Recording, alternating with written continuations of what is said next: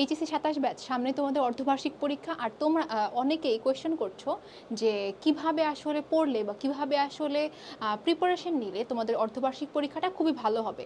সেজন্য আজকে তোমাদের সাথে শেয়ার করব কিছু টিপস যেগুলো তোমরা অর্ধবার্ষিক পরীক্ষায় অ্যাপ্লাই করতে পারো এবং সেই অনুযায়ী প্রিপারেশন নিতে পারো। তো আসসালামু আলাইকুম এভরিওয়ান, আমি তোমাদের সাথে রয়েছি জান্নাতুল ফেরদৌস তুতি।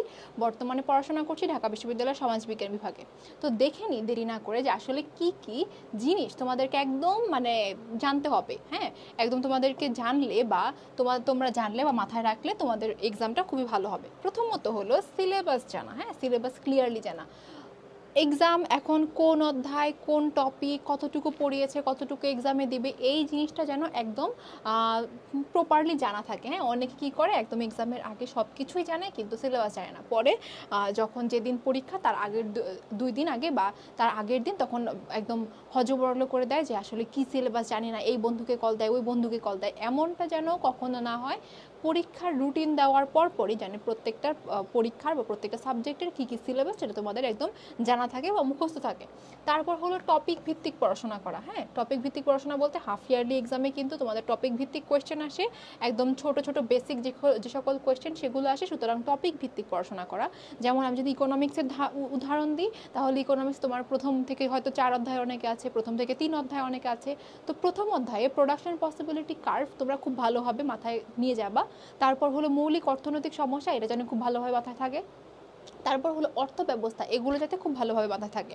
সেকেন্ড চ্যাপ্টার থেকে কি, সেকেন্ড চ্যাপ্টার থেকে তোমার উপযোগের ধারণা যাতে খুব ভালোভাবে মাথায় থাকে, চাহিদা খুব ভালোভাবে মাথায় থাকে, স্থিতিস্থাপকতা জানে, এই টপিকগুলো ছোট ছোট টপিক ভিত্তিক পড়াশোনা যাতে খুবই ভালোভাবে করতে পারো। থার্ড হলো কনসেপ্ট ক্লিয়ার রাখা। বিভিন্ন, আমি যদি সোশিওলজির উদাহরণ দিই তাহলে সোশিওলজির তোমার যেরকম মনে করো মার্কসের তত্ত্ব, তারপর এমিল ডুরখেইমের তত্ত্ব, তারপর তোমার রয়েছে যে সমাজবিজ্ঞান পাঠের প্রয়োজনীয়তা, এই সকল কনসেপ্টগুলো যদি তোমার একদম একদম একদম টপ টু টো যাতে ক্লিয়ার থাকে, যাতে তোমরা যে কোনো কোয়েশ্চেন আসলে তোমার যাতে এরকম হয়েছে আমি দেখি যে কোয়েশ্চেনের অ্যান্সার হাফ করে মুখস্থ করে এসেছিল, হাফ মুখস্থ রয়েছে হাফ বাকিটুকু ভুলে গেছে আস্তে আস্তে, তো তখন কোয়েশ্চেনের এক্সাম হলে বসে আছে কোয়েশ্চেন হাতে নিয়ে। এরকম যাতে না হয়, কনসেপ্ট ক্লিয়ার থাকলে তোমার বেসিকটা জিনিস ক্লিয়ার রেখে তুমি যেভাবেই লেখো না কেন তোমার বেসিকটা যদি ক্লিয়ার রেখে লিখতে পারো তাহলে কিন্তু খুবই ভালো হবে।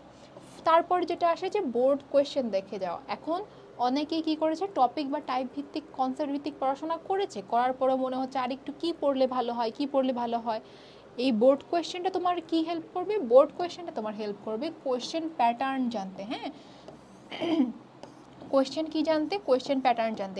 এটা পড়লে কোয়েশ্চেন প্যাটার্নগুলো খুব ভালোভাবে বুঝতে পারবে যে কীভাবে কোয়েশ্চেন আসে। আর অর্ধবার্ষিক পরীক্ষায় কিন্তু তোমাদের বোর্ড কোয়েশ্চেন থেকে মেইনলি এই ধাঁচের কোয়েশ্চেন করা হয়। সুতরাং এটা যখন দেখে যাবে বোর্ড কোয়েশ্চেন প্যাটার্ন জানবে, কোয়েশ্চেন কমন পড়তে পারে অনেকগুলো, অনেক তোমার বেনিফিট পাবে। তারপর লাস্ট হলো এমসিকিউ এবং সিকিউ এর প্রতি সেম এফোর্ট দেওয়া এবং সেম ইম্পর্টেন্স দেওয়া। অনেকেই মনে করে যে সিকিউ এ তো আমি বেশি মার্ক তুলতে পারবো, সিকিউ এফোর্ট দিই, এমসিকিউ একটু সাইডে রাখি, একদম কি ফোর্থ সাবজেক্টের মতো। এরকম যাতে না হয়, সিকিউ প্লাস এমসিকিউ দুটোতে সেম এফোর্ট দেবা। কারণ এমসিকিউতে কিন্তু তোমার একদম র মার্ক আসে। হ্যাঁ, খুব কম সময় খুব ভালো মার্ক আসে, সুতরাং এটা ভালোভাবে রাখার চেষ্টা করবা। আর সিকিউ এর জন্য তোমার বোর্ড কোয়েশ্চেন টপিক ভিত্তিক টাইপ ভিত্তিক পড়াশোনা করবে, আর এমসিকিউ এর জন্য টপিক ভিত্তিক এবং টাইপ ভিত্তিক পড়াশোনা করবে। হ্যাঁ, এখন তোমাদের সমস্যা হয় টপিক ভিত্তিক কনসেপ্ট ভিত্তিক টাইপ ভিত্তিক পড়াশোনা অনেকেই আসলে করতে পারো না। আর সামনেই যেহেতু পরীক্ষা, এত কম সময় তোমাদের এত খুঁজে খুঁজে পড়া খুবই অসুবিধা হয়ে যায়।